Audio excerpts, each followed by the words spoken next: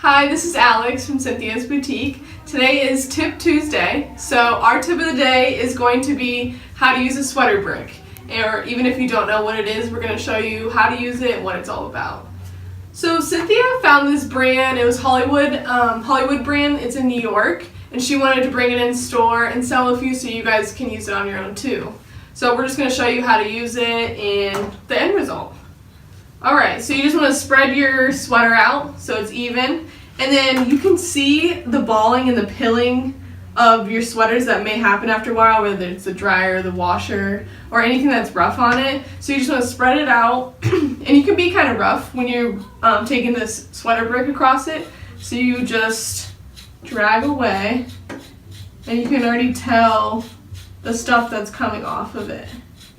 So even in this little bit, you see all of this ball. So this is exactly what you want to come off of it, nothing else. So it's pretty gentle on the sweater and it won't snag or tear anything. So that's our tip for the day, for Tuesday, and we hope you like it. And if you do, like the video below, subscribe, and any comments if you have anything you want to say or anything you want to see. Thank you.